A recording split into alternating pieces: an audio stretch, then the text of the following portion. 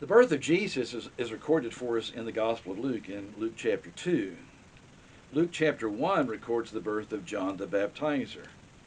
Some interesting statements are made in chapter 1 that I'd really like to talk about in view of it's not really debate, it's not really an argument, but the confusion, perhaps would be the best way to describe it, that you see in our culture today concerning the unborn.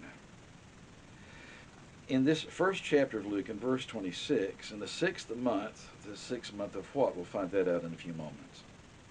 In the sixth month, the angel Gabriel was sent by God to a city of Galilee named Nazareth, to a virgin betrothed to a man whose name was Joseph, of the house of David.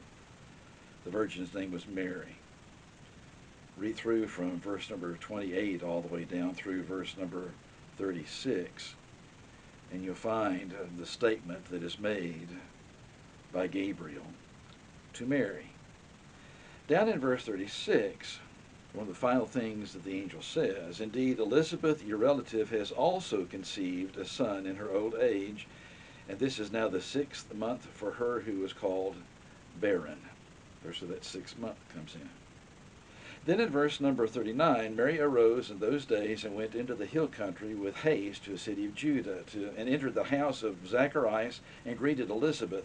And it happened when Elizabeth heard the greeting of Mary, the babe leaped in her womb. Interesting statement. And the Greek word for babe is the same word that's used as babe and infant elsewhere. That 6-month-old child that is growing in the womb of Elizabeth is referred to as babe. And Elizabeth makes a statement, verse 44, "Indeed, as soon as the voice of your greeting sounded in my ears, the babe leaped in my womb."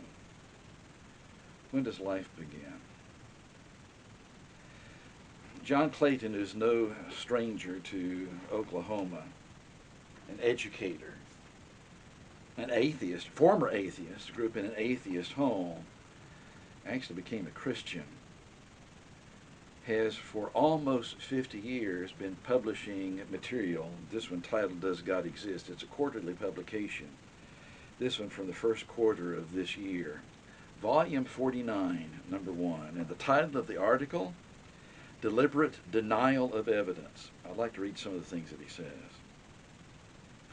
One characteristic of many people today is the deliberate denial of evidence. In a recent discussion with a big-name pro-abortion politician, I asked when he believed a fetus became a human. Conception? Birth? Somewhere in between? He responded that he had not considered the question. That's interesting. I asked if he would be willing to consider scientific evidence that could answer the question. He responded that he would not. Isn't that intriguing? Some of my friends, John Clayton writes, who are loud proponents of a woman's right to choose, have given me a similar response. How can you make a decision about abortion if you do not know when a fetus is a human? That's a legitimate question. This deliberate denial of evidence is not new. People in Jesus' day watched him perform miracles but still rejected and even killed him. I presented many atheists with credible evidence that the God of the Bible is real. In a recent discussion with a young college student, she proudly declared she was an atheist. When I presented a series of facts to show there is a God, she jumped up and screamed at me, "I just don't want to believe."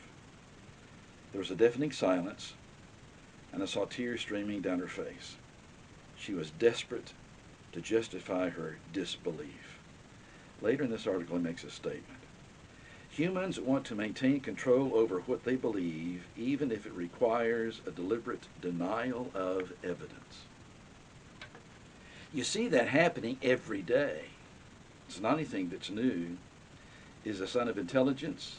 No. It's a sign of wishful thinking. It's not a sign of rational thought. It's not a sign of being consistent or logical in the way that one approaches the significant questions of life's existence. When does life begin?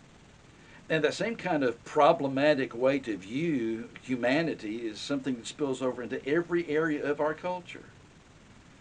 I heard today on the news that in one of the counties in Virginia, the schools in that county will actually charge students with sexual harassment if they use the wrong pronoun in talking about somebody's gender. That's not an isolated story. There's a story out of Wisconsin that says basically the same thing. And if you start thinking about it, okay, so somebody asks you, what are your pronouns? Are you serious? What are your pronouns? The problem with 3 junior high students in Wisconsin was they refused to call one of their fellow students they. I remember when somebody who had classified themselves as they would be considered to be schizophrenic, have multiple personality disorder. What happened to rational thought? That's on the endangered list. And it looks like heading toward extinction. Common sense, the same. What's interesting, and yet it's devastating at the same time, when individuals who are talking about something that is so substantial as when does life begin, say that they really haven't contemplated exactly the answer to that question. Do they have a right to actually reach the volatile discussions that they have in our culture? I think not. Intelligence, true intelligence, would demand something different. I hope that this culture turns around. But right now, it's headed in entirely the wrong direction. Please stay safe. We'll talk again soon.